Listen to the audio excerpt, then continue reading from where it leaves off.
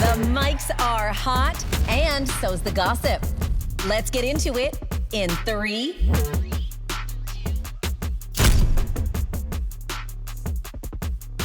Welcome to In 3. I'm Danielle Graham. And I'm Callie. And welcome to season 2 of the show. Season 2. Here we go. Yes. Let's go. We kicked off the show last year post Golden Globes. Yep. So this is where we mark a new season, is after the Golden Globes. And we're so excited to be back for another season. If you put us back on this couch 1 year ago, Oh my God. I don't think we could have imagined how we would feel and how it would be today with of our, first of all, our incredible audience. So thank you guys for being with us. And if you're new here, welcome to the party. Yes. But also just like, you know, doing this, it's like we're such a well-oiled machine. It's so fun. It feels so good. It We have does. so many big things coming up for season 2. We do. Can't wait to reveal all of that. But it's just like, I wish we had known then how we would feel today. I'm so proud of us. I am so proud of us too, it's honestly, really fun. and how well the show's been received, and you know, all of that, and the And it's support just we've a had, and joy every day. every damn day. We are so lucky. We so are blessed. the luckiest. Yes. So thank you to all of you for making that happen. Mm-hmm.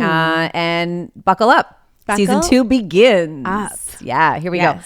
go. We've got a great show today. We do. We are going to talk the Golden Globes, obviously. Have to. We do. Arguably my favorite award show. Yes. And it was a great one. Yes. We're going to do fashion, big moments. We're going to touch on Nikki as a host, who I thought was Yes. great. Yeah. Amazing. And then Heated Rivalry. Yeah, we gotta tap in there, so to speak. It really needs no explanation, does it? It really doesn't. Like, you have it to know. shouldn't. At this point, if you are on planet Earth, you should know what this show is. Exactly. This is one of those like really like zeitgeist moments, I think. Yeah. And Canada is along for the ride, and We are. yay for us. Yes. Yeah. I can't wait to talk about that show with Me you. too. So much to say. Then we're going to talk about Matt Damon and Ben Affleck. They are currently on a press tour together. Yeah. Their 40-plus year friendship is everywhere as they are out there doing interviews and promoting their new movie called The Rip. And it's been really interesting to see. Yeah, it's been really fun. Yeah, it's it another has. one of those examples of like 2 really big stars that are now just giving us a little bit more than usual. And so I didn't know there was more to know about their friendship and that dynamic and all the things that have gone on since they were 8 and 10 when they met. But like, this is the press tour that keeps on giving. It is. Yes. It is. And now I want to see this movie. And then finally, we have to talk about... Teyana Taylor. We so do. She is, and I've been dying to talk about her for a number of weeks, but I'm so happy we waited till today. Yeah. Because obviously she had such a big week at the Globes. She's had such a big couple of months, and her story is maybe one of the most fascinating case studies I've ever seen of a celebrity. Absolutely. Yeah. And I actually didn't know a lot about her backstory until I started researching for today's show. Guys, Get ready. get ready. Yeah. This is a wild one. Yes. Yeah. So we're going to upload you on everything Teyana Taylor. Yes. All right. Let's get into the Globes. Let's do it. Wasn't this a fun show? It was, I felt like the Globes are back. Yeah. Like, and I feel like everyone in that room felt that way. It felt fun. It felt like, you know, the Globes kind of had a little bit of bad PR for a couple of years. It did. Where people were like boycotting the Globes. It was kind of a joke. There was some sort of like, you know, discrimination issues. And I'm sure that those issues still exist. And I know there's a lot of politics around who bought the Globes and things like that. But having said all that, the energy felt different. It did. And it just felt like everyone was there to play, which Yes. is such a fun thing to watch. It really was. Yeah. And as a person who's been there at the Globes and a person who's watched on my couch, I really, really enjoyed Yeah. the show this year. Yeah. So hats off to everybody involved. Let's start with the fashion of it all, because the red carpet really is where everything kicks off. Yes. And we really love dissecting Yeah. these moments. So any standout stars for you from the red carpet? Well, similarly, like I just feel like a lot more of the stars came to play a little bit. Like Yeah. we didn't see as many basic B dresses. Yeah. But I have to say, and I know we'll get more into her later, but Teyana Taylor was absolutely my standout fashion star of the night. +1. Her gorgeous Schiaparelli gown, which I'm calling like a couture mullet. It was elegance and sort of seriousness in the front, and then a party in the back with that diamond encrusted thong that was sort of revealed. My jaw was on the floor. She is so stunning. She's such a, like, she is a work of art. And then I felt like the dress was just perfect because it had that kind of like, again, that like chic elegance from the front where I was like, oh, interesting. What a like demure kind of look for her. Wasn't complaining. It's the craftsmanship is stunning. Yeah. But then when she turned around and revealed the thong, I was like, there she is. There's my girl. There's that edge I'm looking for. Did you need that diamond whale tail? I did. See, I didn't. I saw the front and I was like, yes, it's perfect. I love it. It's the moment. It's elegant. It's still got a little bit of edge with the sort of the cutout around the boob area there. Sure. Loved. Yeah. And then I didn't need the back. No? I thought the back was like, But it's like, who else in the world could pull that off? not me. So put one person on that list. Yeah. Like, You're I just right. feel like she's the only one. That's fair. And that's a unique power that you hold, you know? So you might as well just go for it. Yeah. This is her moment and she's 100% herself. Absolutely. Yeah. I did love J-Law. I loved that naked dress. Yes. The floral. And I think she was really feeling it too. Oh, yeah. Like if you see the photos of J-Law walking in, walking up a step, over her shoulder, she knew how great she looked. And I love that for her. Yeah, I me too. love when a woman knows she looks great. Yes. And I thought she really did. A couple of our audience members who I was chatting with in the DMs, one person said it looked like she raided J-Lo's closet, which was kind of a shady comment that I loved. But I feel like it looks like she raided Dakota Johnson's closet because it's very much like a la Dakota with the naked dresses over the last few months, and they've become besties. So I'm not sure if maybe that's rubbing off on her. Right. It also gave me some Halle Berry. Totally. From back in the day. Totally a modern Halle. Totally. Oh, I love that reference. Yeah, it Nice. was great. I really loved it. I also loved Chase Infinity. Did you not? Yay! I'm so glad you did. James was like, you liked her. She Loved. looks like a lampshade in my grandma's like old decrepit home. And I was like, how dare you? Not for him to understand. Yes, this is for the girls. This is not for you. This choice was not for you. No, This it is wasn't. for the girls. We're just seeing such a star on the rise. And we talked God, about yeah. that with Lex in our episode from last week. But Chase Infinity stepping into that power. This is her first movie and definitely her first award season. Yeah. She's nominated. She's probably going to be nominated for an Oscar. And she is stepping into that power, that dress. It was perfect. We cannot deny, I don't think, the perfection of Kylie Jenner here. I'm so glad. Because It was perfect. you often do not love No. her choices. No. But it was perfect. It was perfect. And it's a difficult dress to fit perfectly because of those, like the little straps, you know, those could be fussy. Totally. There was no fuss. I don't know if she could breathe in there, but the structure of that dress is insanity. And again, a woman who is evolving with her life and stepping into the power that is now, you know, Timmy's official partner. Yes, of 3 years. And I agree. I thought it was the moment. It was gorgeous. Yeah. Absolutely. And elegant. And that's where it was some of the things were missing for me last year. Yeah. It wasn't giving elegance. It was just too much overt sexiness. This was like sexy and elegant at the same time. She really nailed it, I think. Yeah. She managed to be herself. Yeah. And also step into that elegance and sort of that role that she's playing when she's, you know, Timmy's partner. Plus one. Yeah. Okay. Anyone else you loved? Or do you want to get to people you didn't love? Emma Stone effortlessly in that butter two-piece. Didn't like it. No, I think she looked beautiful. Yeah. Yeah. She is just a masterclass in effortlessness. Yes. And I think she's one of the only ones that can really do that. Do you know what it was though for me this year? Outside of the fashion, it was actually the makeup. The makeup the glam. at the Golden Globes and award season in general, or Yeah. award shows in general, has always been like face, heavy face, Yeah. lots of tan, almost orange in a lot of cases, and like makeup. Easy on the tan shade, okay? You've never been orange. Easy on the tan shade. Hollywood has a different scale of tan. For sure. It does. Yeah, especially with a person like Emma, who's so pale. But That's like, right. we've seen her in her orange stage. In a peach dress. And it's nice to see her, Yeah. just be her. But the makeup was so subtly Subdued. It was ethereal, not only on Emma, because her makeup was like spectacular, Yeah. but also with Leighton Meester. Her makeup was gorgeous. Selena's makeup was really beautiful, and Teyana's, of course. And Kylie's face was not an overly like. Kylie's glam was It was great, right? Wasn't it like chef's kiss. It was just like a little subtle. Yeah. I loved it. More of a quiet face, but gorgeous But nonetheless. serving face. Yes. Okay. Fashion you didn't love.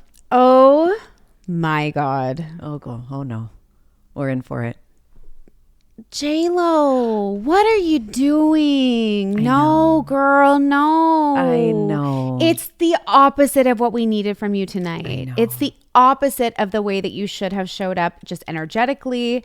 Because sad for her. that dress was giving desperate. That dress was giving out of touch. I know. That dress Dated. was giving try hard. And the face was giving old. Was it? I just couldn't. the The dress makeup for me was was just like, oh crazy. no. Do better. Who let you do this to yourself? Well, that's what I'm saying. Cause like, you know, Chris Appleton did her hair, who does, you know, the Kardashians and usually never misses. That chignon that had the little bit of volume at the top, and then the heavy makeup bronzer. You know, talk about like really like you could see you're not supposed to see the contour. No. It's like if you can see it, you've not done it right. Yeah. And I thought, especially in a room full of people who are doing it, like, as you said, in a more like subdued and classy and elegant kind of way, this makeup stood out to me as someone who doesn't have their finger on the pulse of like what's chic right now. And also someone who really like was trying so hard to show up a certain way. And like, we know that J-Lo, I think we can agree that she wanted to be in contention for some of these awards with Kiss of the Spider Woman. She did. And then she wasn't. And I'm sure that was a massive disappointment. But she still showed up to the Globes. And I appreciate that about her, right? She's not going to let the that lack of stop her nomination from stepping out and being there and taking up space, as she should. But I think coming this way, especially under those circumstances, felt like... I know. We needed you to be a little bit more like confident in your skin and not like trying so hard to prove something. Yeah, I agree. It was a miss. It was probably my biggest miss. The others I'm not going to call a miss, but ones I was hoping a little bit more from. Kristen Bell. Yeah. It was just safe and simple. It was, to me, it was giving prom in not in a cute way. Like it was both prom and matronly to me. Yeah, but also last minute to me. It felt like Right. you just kind of tried it on the day of. She's such a curious person because I she's know. obviously so beautiful. She's such a big star. Yeah. But then she Huge makes show. these choices. I've never seen her and been like, wow, you nailed it. Agreed. You're right. I've never had a moment where she really blew me away. That's weird. I also wanted more for Leighton Meester. I always want more for Leighton Meester, if I'm being honest. I'm been glad that thinking I about loved her this so hair this much. time, and I loved her makeup this time.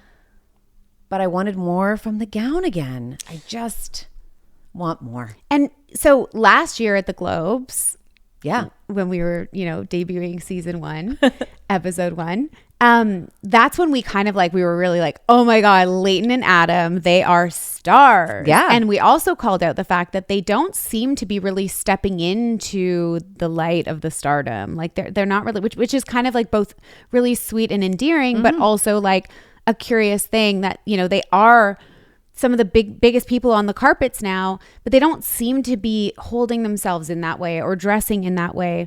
And I did think she did better this time, but there's still something about it that felt like small town simple. Like she's just not stepping into that Hollywood, that Hollywood profile that she lives. Right. She is that girl. She Be that is. girl. Or in her mind, she isn't. Or in her mind, she's a mom. And that's not the person she is, and she doesn't identify with it. She just shows up in those moments because it's part of the gig and then goes back. That's what I think it is. I think you can. I just don't know that this is a world that she's like, I really want to be in this world. I think this world is just a kind of a byproduct of her career. Well, yeah, maybe. I think because it doesn't look to me like somebody who's stepping into it. Right. To your point. Exactly. Let's talk about Nikki Glaser. Yes. I loved her as a host again this year. She really brought such light and fun. She was funny, never mean. And I really do think everyone in the room was enjoying it. I love the cutaway cam to see if anyone's like cringing or wincing or uncomfortable. Everybody played along. Yeah. The biggest stars played along. The George Clooney's played along. I love that Nespresso bit. It was so funny. I really wanted to ask you this for a long time. And I was like, where's she going? My Nespresso is leaking. Yeah. Do you think you could come have a look and troubleshoot? Problem? I thought it was so funny. I love that she poked fun at Timmy for gaining 60 ounces. And obviously at Kevin Hart. Like she really did have a lot of fun. My favorite was the Sean Penn joke. Oh my God. About how everyone else is, trying to look as young as possible. And he's slowly trying to look more like an old leather handbag. Yeah. I just died. And you're right. Like it did feel like the playfulness in the room, people were ready to receive. Yes. And she does manage, similarly to like a Chelsea Handler, she does manage to be funny and a little bit crass, but without being offensive in a way that people, would feel like was offside. Exactly. And I loved how she took a really basic Leo joke, which is of course the joke about how his girlfriends are so young. Yeah. But she updated it and I think perfected it in a way that really added something. And he was having so much fun when she said, you managed to accomplish all these things before your girlfriend turned 30. LOL. But then she said, but seriously, I know that's like a low hanging joke, but like we know nothing about you except for that interview you did in 91 where you said you love pasta. He was so, and then I saw it. I don't know if you saw it online. I did. That he actually, when in 91, he would have been like, oh God, 15 or something. And he was in the Teen Beat magazine, which I probably owned that issue. Probably for both sure. Did. Yep. And he did right. Like that was his favorite food. Pasta, and more pasta. I read it too. It was so funny. And there was, his favorite song was Can't Touch This. Hilarious. And his favorite actor, Jack Nicholson, which I think is actually kind of beautifully serendipitous. Cute, it's adorable. Such a cute moment. And I totally agree because when that joke landed about the 30-year-old girlfriend, even Randall was like, oh God. Yeah. And then when she followed it up, we were like, well, that's kind of magic right there. And I loved Leo in that moment for how he played along because we've obviously had what to say what we've said about him on this show. We have said what we've said. But to be honest, he won me over on the weekend. Well, this is what I'm wondering. Like, are we warming up to Leo? Do we like Leo now? I liked Sunday Leo. And that's all I can say at this point. Do you like more than that? Well, so we just saw so much more from him than we've ever seen. And to Nikki Glaser's point, we really don't know that much about him. All I know is he's a really great actor. Mm-hmm. He loves younger girls and he's always on a yacht. Those are the 3 facts that I know. Yes. I know nothing else. So, and he always, when he's out, he doesn't do a lot of interviews. I mean, this Battle After Another was the first time he really did like long format interviews for the first time. I don't know, in I think maybe ever. Yeah. And when he's out in public, he often covers his face. Yes. So we don't get to see Leo's facial expressions or see him be animated like ever.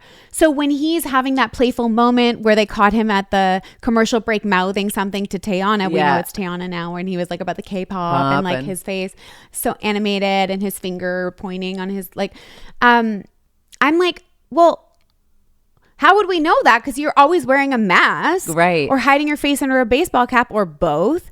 And so maybe there is a side of Leo that we might enjoy, but his commitment to privacy may not be working in his favor.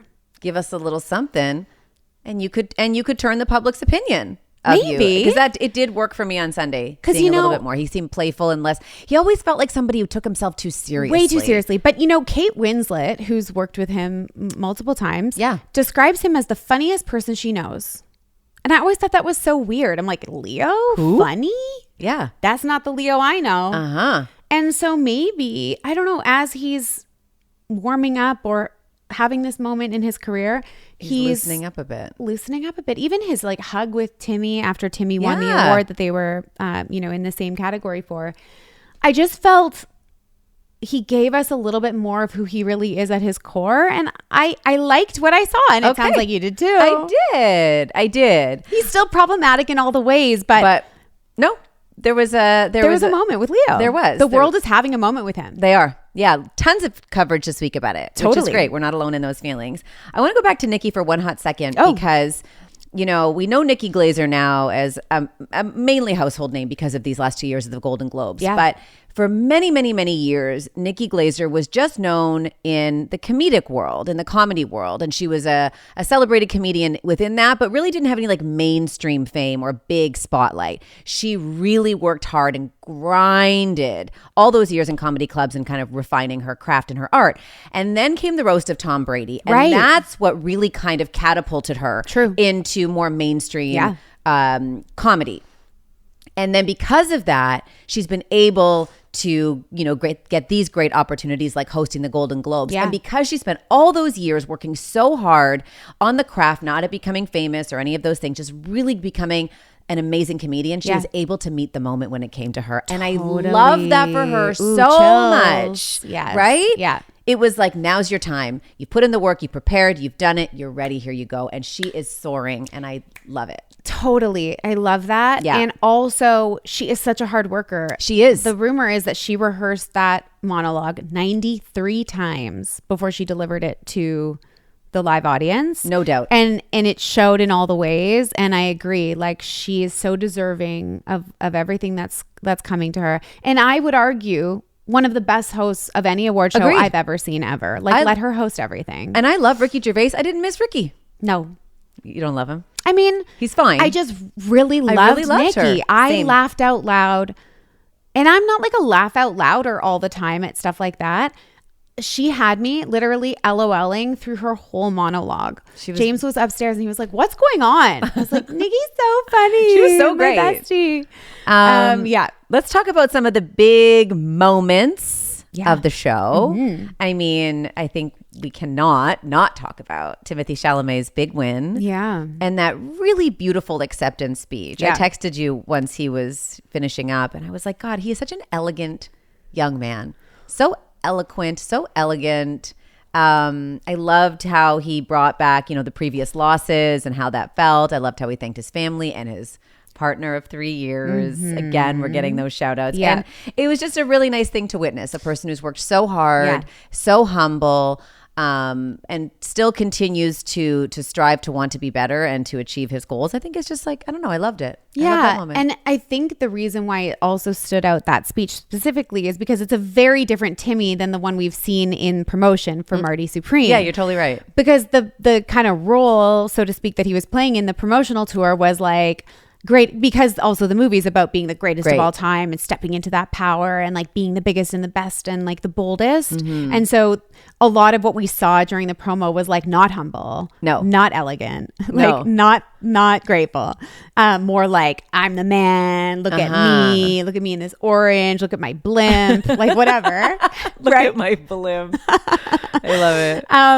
And now I think we got to see actually, the man that he is, truly, at his core, who is humble and is graceful in these moments and has been raised well and is really excited about where he's at and excited to be winning these awards, which is so nice to see. And then, we've gotten a glimpse, not just here, but at the Critics' Choice Awards as well a few weeks ago, where they're at in their relationship. When we were predicting what might happen between the two of them this year, we declared that they were going to walk the carpet together, and that was going to be the big declaration of their together. I would argue that him calling her his partner, his life partner, is maybe bigger. It's huge. Than appearing on a red carpet together. Yeah. Why aren't they doing the carpet though? I don't understand it. It's so puzzling to me. It is, but you're right. But I think like the declaration, the kissing at the table and the going up there and thanking her for the foundation, that was more at the Critics' Choice Awards where he said like, thank you for the foundation we've built, or I'm so grateful for the foundation we've built. Like that's together that stuff. was a moment. It was a moment. Did you also see that her place card said Kylie Jenner Chalamet? Yes. And her face, like obviously the Golden Globes producers did that, and they were so cute. Like, oh my God. They were so like, giddy. So when I went to my first wedding with James, when we first started dating, his friend did that. It was like Callie and James Byers on the name cards. And like, it was pretty early in our relationship, but I was like, oh my God, that's so can cute. You imagine? That's so cute. Like, it feels like Fantasyland a little bit. Like it really, I don't know. There's something about it that really like gave me butterflies, and I could see that in her face in the photos that came out when they were looking at the place card. It was really sweet. It's really, so really cute. Sweet. Also, their table was like the table to be at, right? Everyone was coming over, and if there was ever a moment where people thought Kylie didn't belong in a room, over the years with the Golden Globes, it was kind of like maybe it was awkward for her because she wasn't really taken seriously in Hollywood, and people were kind of like, what's this girl doing here? It certainly didn't seem like that at the Globes. Everyone was coming over almost like paying their respects. It was like a receiving line. It was. At their table. It was. And J-Law was there for a while. Well, J-Law loves she loves Kiki. She does. Yeah. It was adorable. Can we touch on Amy Poehler's win for Best Podcast? Do you want to talk about this? I feel like we need to talk about this. Yeah. I love Amy Poehler as Absolutely. a person, as a comedian, as an actress, I just love Amy Poehler. I've spent time with her over the years. This is nothing to do with not loving Amy Poehler. Love, love, love, love, love. We're clear on that. Yes? Hundo. But this was the first award, Golden Globe, for Best Podcast. Yeah, it's never that category has never existed. Groundbreaking, massive moment for the medium in which we work. Yes. Right? Love. I was so happy to see this. Amy's win for me, though, I was a little disappointed in. Yeah. Because I was hoping it would go to somebody who'd been like grinding it out in this space. Yeah. Amy gets great guests on her show because she's Amy Poehler. Right. Amy's show is well produced because she's Amy Poehler. Yeah. Amy has access because she's Amy Poehler. I don't love Call Her Daddy. It is not a regular listen for me. It is not a show I go to on a regular basis. I deeply respect what Alex Cooper has built. Alex 100%. Cooper is able to have great guests now because Alex Cooper put in the work for all those years to earn that audience, to find those people, to build and grow in order for people to look at her as somebody worthy of those guests. Yeah. And for me in that moment, for this one specifically, I would have loved to have seen it given to somebody who's put in more than one season. Yeah. And who didn't come on a pretty high platform to begin with. I would have loved that. I would have even been happy for Mel Robbins, quite honestly. Right.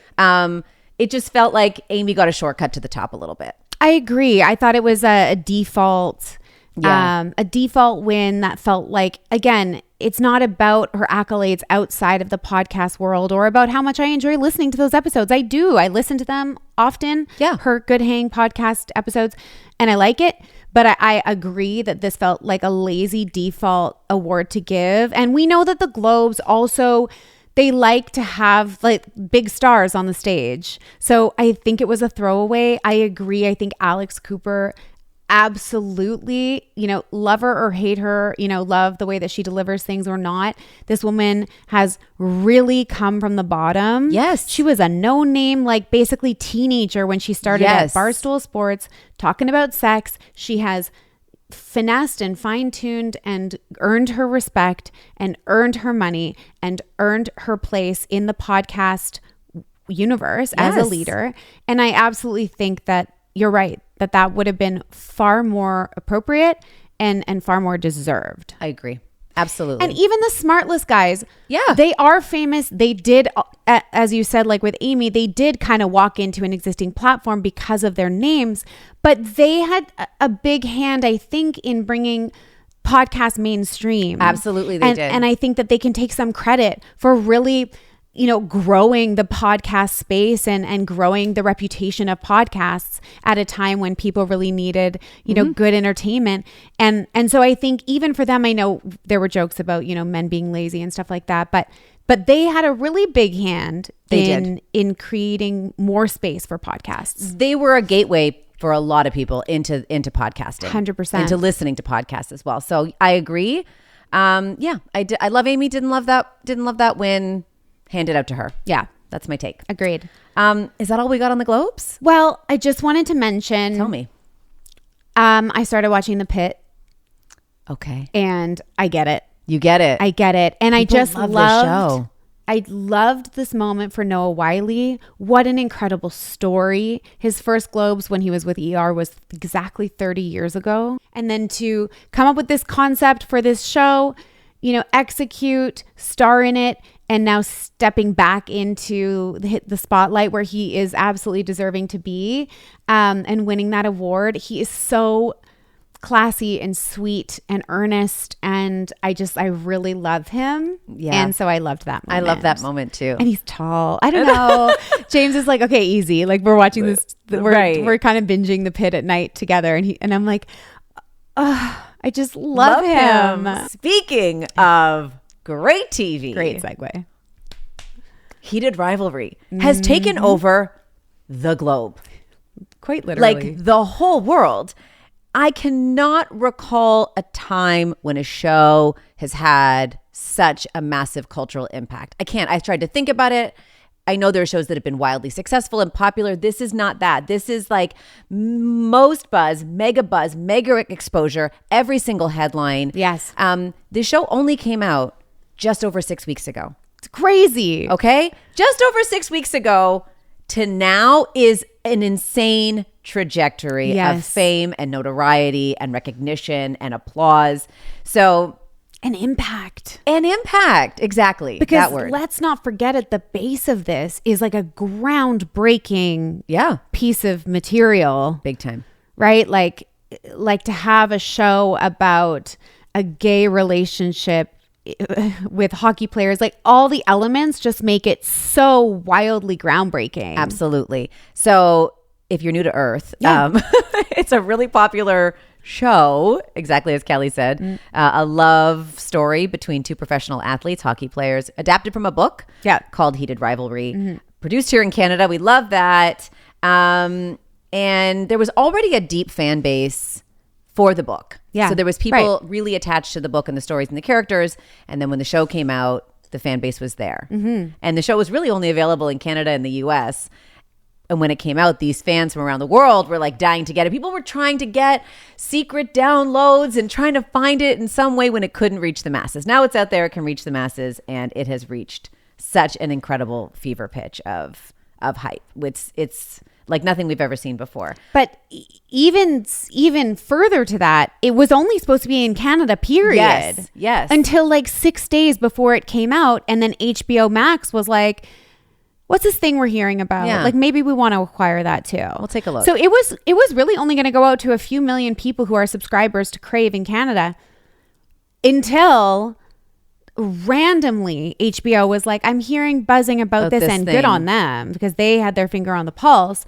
And then it went from going to 6 subscribers to like 6 million subscribers to 60 million subscribers. And then exactly what you said, from there, every country was like, wait, what about us? What about us? We want to watch this. Yes. And the rest is really history. It is. But it really was a very small production, a small budget. I think they made it for like $12 million. Whoa. 6 episodes for $12 million was all shot basically in Ontario. Yeah. In Hamilton, in the Muskokas. Guelph. I think Guelph's got a shout out in there. Ottawa. Yes. No, Ottawa has in their bio now, the town of Ottawa, or the city of Ottawa, I should say, has birthplace of Shane Hollander in their Instagram bio now. That's incredible. Right? Like, and everyone knows what you're talking about. That's the name of the character. That's right. I should say that, So it's really amazing to see such a small budget Canadian show with a, that people weren't really, waiting for. It's not like people were like clamoring for this.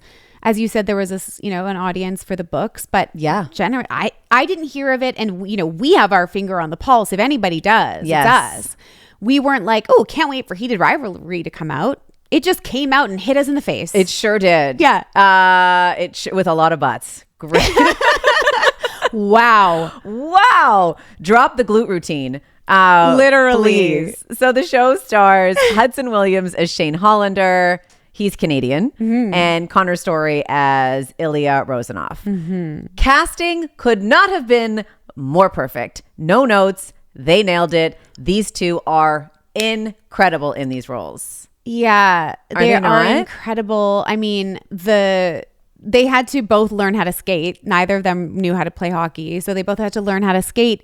And then also for Connor to have to learn how to speak Russian, right, and speak in that accent so perfectly. Like, that's a tall order. Yeah, and that could go really wrong really fast. Because if you've heard him in any interviews, and I'm sure everyone's heard him. He was at the Globes. They presented. He has an American accent. That's it. So it's all very impressive. And then their chemistry, they said when they did the chemistry read, it was just like goosebumps. Everybody, like, a few, whoa. I think Connor was first. And when Hudson, they were reading other people for the role of Shane. And they had seen a few people, but then, when Hudson came and read for it and it was over Zoom, everybody was like, Whoa, what's going on here? Yeah. And you can feel that in their interviews. You can. Their chemistry, they're good friends. They talk about being great friends. Yeah. They obviously have a great connection. They're so fun together. I love them at the Globes. I love them. It was so fun. Just in everything. In everything, and they're everywhere. There is a lot of conversation right now surrounding the fact that neither have publicly declared their sexuality. Right. Or their sexual orientation, I should say. Producers couldn't ask that, obviously, when you're in the casting process. That's illegal. You can't do that. All they wanted was for actors who were willing to really go for it. And clearly, these guys went for it. You can't say to somebody in a casting room, are you gay? Right? Can't do that. Right. And they went for it. But now they're not addressing their sexuality, and it's really become a focus, or their sexual orientation. Right. People want to know. Were you able to do this because you're a great actor, or because you're a great actor and you're also like the same orientation as these characters? Yes. Yeah. And it's really it's not eclipsed it, but it's become quite an adjacent storyline to everything else we're talking about. People want to know. And I guess I don't understand. I'm not suggesting people have to declare to the world what kind of people they want to date, or who they want to date, or who they're into. But I guess I don't understand the secrecy part of it. I don't understand why you just don't say here or there. Why not just say whatever your truth is? Own your truth. Because by owning your truth and sharing your story, you take away the power of the speculation. And that's where I've seen it happen so many times. We've been in the entertainment world for a long time.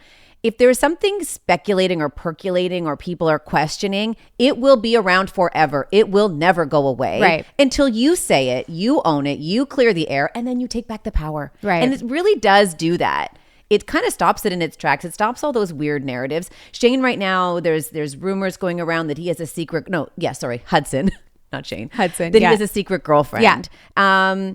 And people are really, because the fandom is so interested and people are so invested, there's a lot of digging into people's past that's going on. I'm just suggesting, not telling people what to do with their personal lives, but if you just say what you need to say, people would stop doing all these things. What do you think? I mean, I agree that it would definitely take some of the power out of the question. Yeah. But I also feel like when it became such a big issue,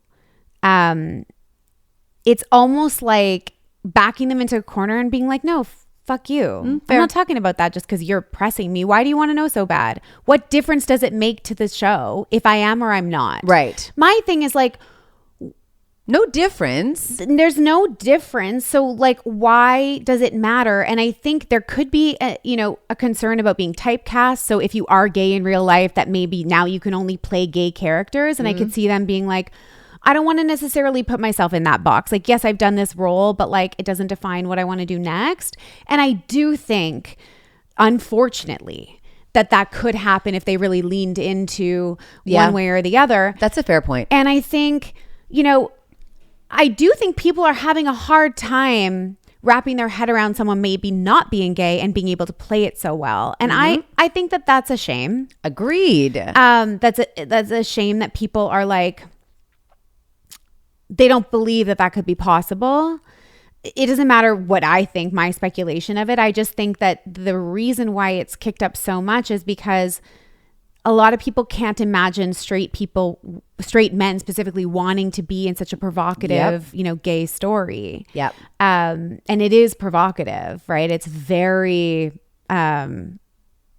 naked and it's very sexy and it's very, intimate. They've expressed some frustration over the speculation. Exactly. And that's where I was suggesting, if you're frustrated by it and people digging into your past and speculating about it, then just say what needs to be said, and you could control your story that way. And then I 100% hear what you're saying. I think we also have to be really careful because we don't know what their life is. Maybe they haven't come out yet to, and obviously that's maybe a bit of a stretch because of they're both in their 20s and they're in acting and they took on this role. So you would think that someone who's comfortable would take on a role like that one way or the other.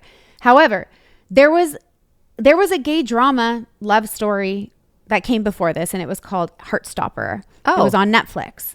Didn't know it. I think it's got 3 seasons, and it's about a young sort of coming of age story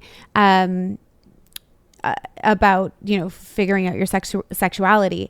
And the speculation was so intense on those actors that one of them was forced to make a declaration, and he said, and an 18-year-old English actor came out and on social media wrote, "I'm bi. Congrats for forcing an 18-year-old out to out himself." I think some of you missed the point of the show, bi.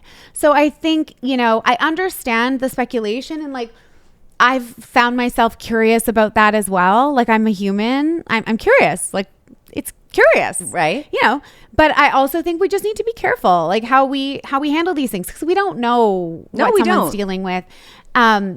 I understand the fascination. I don't think they owe anyone anything. And I also think, them kind of playing with the curiosity of them doesn't hurt their sort of like, the star on the rise and them appearing in headlines and people wondering about them and gossiping about them. Like, that's good for business. It really is. So I was meeting Oprah. Did you see that Francois Arnault, who plays Scott Hunter, met Oprah? I did. Again, just over 6 weeks ago. Pretty, like, he's a Canadian actor. Lovely person. And now we Oprah's would never have talked about him on this show. Never. The double hand hold, looking in his eyes, congratulating him. She's a fan. Like, it's wild. Yeah. I also, out of body. They've been doing the rounds and giving interviews, and Hudson shared kind of an unexpected response from pro athletes. Yeah. DMs and messages to the author of the book.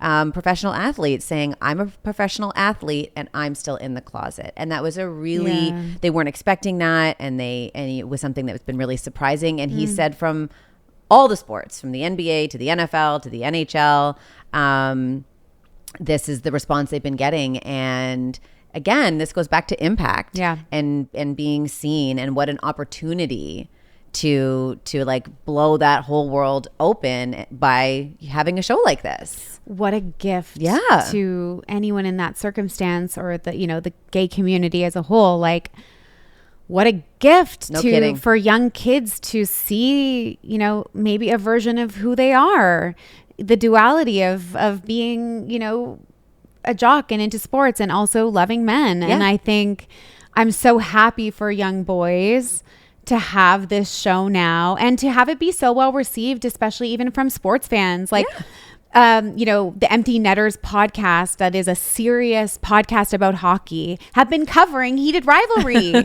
These straight men who I'm sure otherwise would not be discussing pop culture like this, and certainly not be discussing kind of like, gay romance novels, but they've really embraced it. And I think that's good for the world. It is. Yeah, it really is. What a story. It is quite a story. One more thing on the subject of, the sex scenes in the show. They've been described as explicit and graphic and like overt, but really they're not. If there's not compared to straight, and this is what I'm saying, average straight movie. No, so when I was reading a lot of articles and consuming content about the show, those were the words that were being used to describe it. Right. But if these were heterosexual sex scenes, they would just be called sex scenes. Right. They wouldn't be called graphic sex scenes or explicit sex scenes or straight sex scenes. No. It would just be. It would just be. So I mean, Bridgerton, for example, like has, like it's like exactly. I'm watching Tell Me Lies right now, season 3. Are you kidding? The things that they've shown on that show, and I'm not complaining. Right. Not complaining. You're right. But it's I think it's worth people challenging those words and those ideas they have, because they really are just sex scenes. Exactly. No different than any other sex scenes we see. Yeah. In terms of their graphic nature, in quotes. It's such an important thing to recognize. Yeah. Yeah. Well, I'm glad we talked about that show that's been taken over literally everything. I told you, I think I'm going to go for a second round. I want to watch it again. Yeah. Love it. Good I for know. you. I really liked it. Let's move on to our old pals, Matt Damon and Ben Affleck. Yeah. They're out there. They are so out there. Yeah. And I love to see it. Yeah. Their new movie, The Rip, which is a Netflix movie, is coming out on Friday of this week. And they are hustling for the promo of this movie. Are they ever? And I think we've talked a lot about how like big stars are doing more promo these days, to hustle for the box office.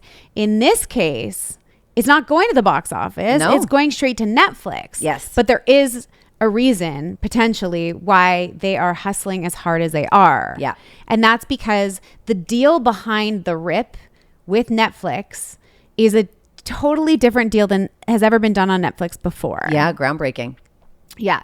So Matt and Ben have a production company called Artist Equity, and they're very passionate about sort of like uncovering the inequities that exist between like, actors and the crew and things like that. And they've spoken a lot about that. But this deal really indicates where they're at with their mindset towards this. So they've arranged this deal where everybody got paid like an upfront flat fee for the movie. Yep. And then there's a bonus structure for everyone, not just the actors, which is kind of common for the actors to get a boost or get a cut of the box office. Back end for actors is nothing new. Nothing new. But the new part is 1,200 crew members. Yeah. From the assistant director to the editors to the, every lighting people, everybody. They all get a bonus for the performance of the movie. Yeah, which is amazing. And I really hope precedent setting. You know what it reminded me of when I read that? It reminded me of when Taylor Swift was in front of her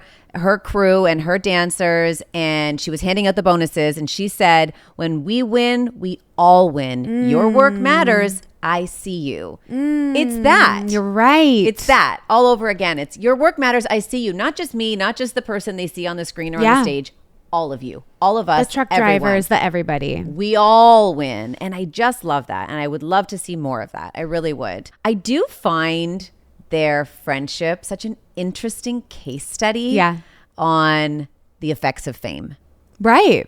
Because as you said, these two came up together, 8 and 10 years old, same background, they came from Boston. Yep. They had the same career aspirations to become actors. They saved up bus money to get into New York City, as they've talked about, for auditions, and then they hit it. But the paths they've taken have been so wildly different, and the effects of fame and fortune on Matt and Ben have been very different. Yeah. Right? You look at some like Ben has struggled with relationships, with addiction, with stability in general. Yeah. Right? Matt has been rock steady. Rock steady. Even no peaks, no valley. Well, peaks, no real valleys. But personally, just very no major swings. Yeah. And what it kind of said to me is that I've always maintained that fame does not change a person. Fame just exacerbates who you already are or who you already were. Right. So if you were an addictive personality, it will exacerbate that. If you were a jerk, you'll be just a bigger jerk. Or if you're a kind and giving person, you will be a more kind and more giving person. And I think that's kind of, or if you value stability, you will keep that. If you value chaos, or if you love chaos, I'm looking at you, Matt Damon, you will find the path Ben. I'm looking at you, Ben Affleck. You will find the path of most chaos. And that's what I think happened here. It's right. who they always were just kind of came up to the surface a little bit more under the spotlight with the fame and the fortune. You're so right. Yeah. Yeah. Because I was kind of thinking about that too. The dichotomy between the two of them in their personal lives, especially because their professional lives have really taken very similar courses. Absolutely. Which I think in and of itself is kind of an anomaly. Like they both hit it big with the movie they wrote together, and they've both continued to maintain their star power, to continue to do amazing projects, to continue to stretch themselves. Yes. I would argue they're equally as famous in terms of their notoriety. 100%. Which again, like, for one of them to not fall off or make a mistake or, you know, or just not be as good as the last project, and for them to both be in the positions they're in, I think is insane. Yeah. But then top of game, both. Yeah, both. And have maintained that. Yes. And well respected as actors. But you're right. The difference in their personal lives cannot be ignored. It can't. And they don't ignore it either. Like I watched the Howard Stern interview that they did this week, and they talk about that, you know, that like, you know, Matt he's like this stable family man, and he's been there for his buddy while his buddy has hit all those peaks and valleys, lots of valleys, many, through his, you know, stints in rehab, through his divorces. And Ben says, you know, yeah, I'm lucky to have him as a friend. He really has been there. Yeah, it's a real friend. I really like the little tidbit from the Howard interview about how how Matt Damon's wife, Lucinda, was attracted to Ben first. Yeah. And then Matt's like, you got the wrong one? Yeah. Like, because Matt met her, she was a bartender, and she had just seen Good Will Hunting. Yeah. And she was like, that guy, Ben, the tall one with the brown hair, he's the cute one. And then, you know, the joke is that she met them both and was like, ew, like, no thanks. But obviously inevitably ended up with the right person because they've been married forever. Did you see the pictures of them on the red carpet for the Rip with all of their 3 children? No, I didn't. So they have 3 daughters. They were all on the red carpet for the Rip this week.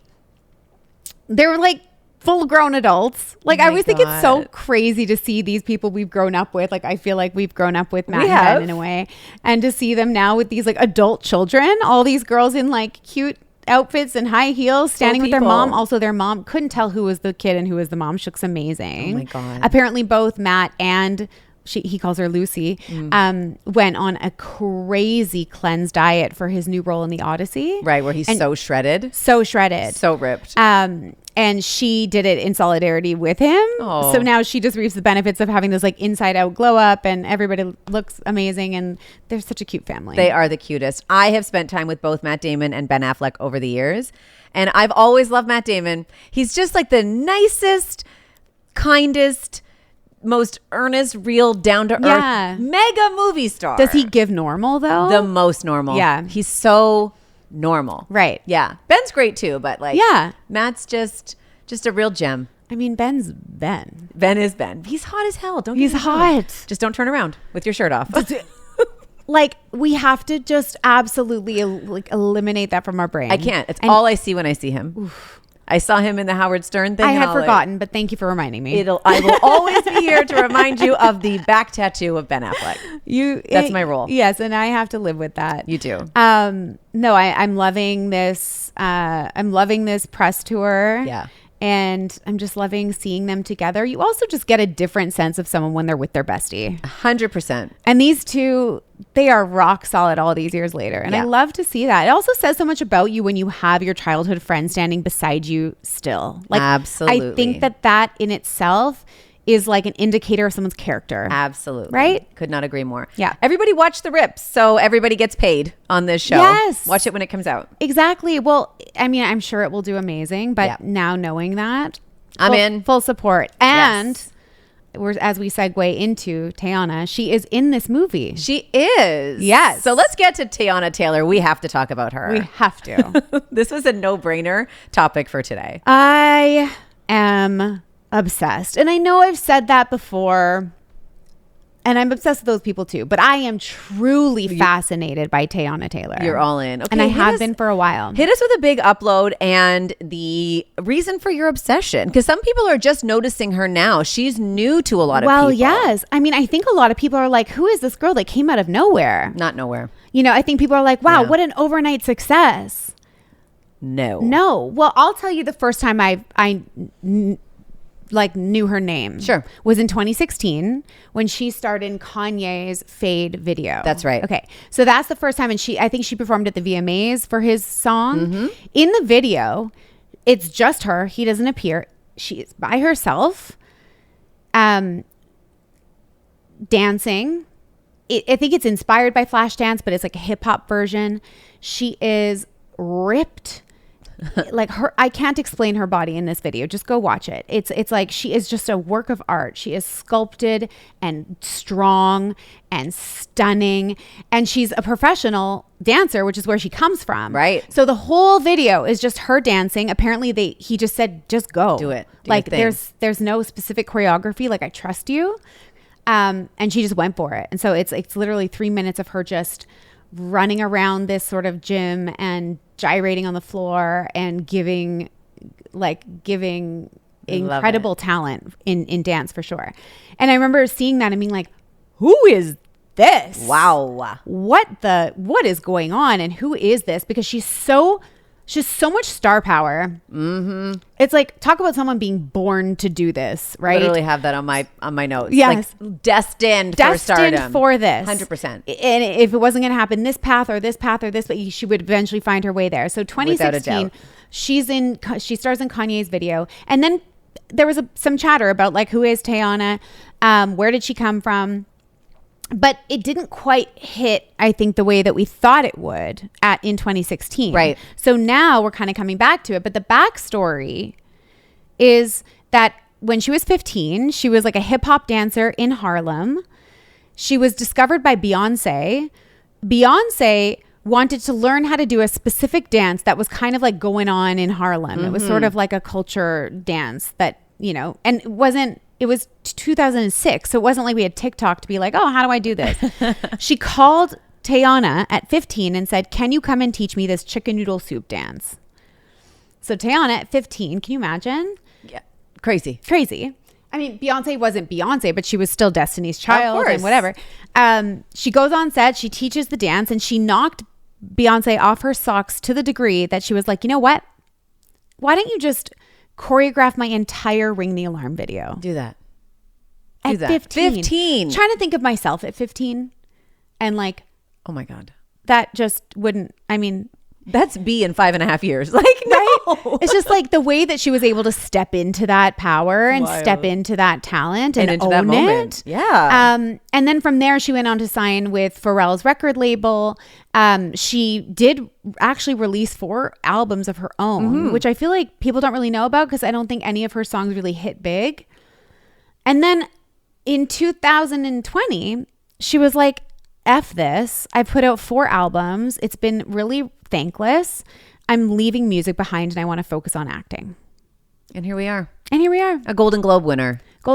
Probably going to be at bare minimum be nominated for an Oscar. Yeah. In the biggest movie of the year. Yep. But not just that. She was also in All Is Fair with Kardashian and Sarah Paulson and all of those people. She's also in The Rip and everything else. Literally. She's everywhere. And she will continue to be everywhere because, as we said, star power undeniable. I loved her speech too. Her Golden Globe speech was just, it was actually one of my favorites of the night because obviously she went in with an intention and people have like the notes in their mind of the things they want to say, but hers was so from the heart. Yeah. It was really, really beautiful. It was. And I love seeing great things happen to people who've worked so hard for it. So hard And for so many people would have given up so many times, you know? And that's also the differentiator between someone who is where she is and everyone else. That's right. She works harder. She believes in herself enough to take that, what she calls a faith walk away from music into film. And she was just like, I know I can do this. And she's in movies with the biggest stars in the world. Like imagine you're like Paul Thomas Anderson is directing you. You're starring alongside Leonardo DiCaprio and all the other people in that movie. And then Ben Affleck and Matt Damon and all of these incredible people. And she really just has this knowing of belonging there. She, when people ask her, like, were you intimidated? She's like, no. Not intimidated. She says, I'm a sponge. She calls herself SpongeBob SquarePants. She said, I'm a sponge in every room I'm in. I am just taking it in. I'm learning. I'm constantly studying everybody and everything. But I'm not intimidated because I know I earned my spot in this room. And if you listen, I urge everybody to go listen to some interviews or read the Vanity Fair article, because she's the cover star of this week, of this month, standing as the Statue of Liberty. It's an incredibly powerful cover. But she speaks in a way that's just so inspiring, and like it's almost like she delivers these sermons where you're like, I feel so motivated. Yeah, I want like a docuseries is what I'm thinking here. I want like the end of an era from like the Taylor's doc, but I want a Teyana version of it. She's also in culinary school. Oh my God. Did you know that? What a slouch. Like so she was on the red carpet and they said, you've done so much. You've had your hand in every, industry and things. Like, what makes you nervous? Oh. Like, are you ever nervous or scared? Like, does anything ever make you stressed? And she's like, well, I do have an assignment due this week for my chef, like for the culinary school. So that's stressing me out. But he gave me an extension till Thursday. Because I'm at the Golden Globes. And then at the RIP premiere. And then I'll get to it. I wonder if that's for a role. I actually think she's just really interested in it. Oh my God. She's amazing. I know. And I'm so glad we were able to talk about her and totally and unpack and download and upload and all those things. And just be reminded of the hustle, because I think that needs to be celebrated. I agree. This woman is a force. She absolutely is. Yeah. Yeah. Well, that's it. That's season 2, episode 1, done and dusted. We could talk all day. We really could. Thanks for being here. We love you. Talk to us in the DMs. Yes, for please. Sure. We want to hear all your thoughts. We do. And yeah, let's get ready for a great season. Yes, indeed. We love you. We'll see you next week. Bye. Bye.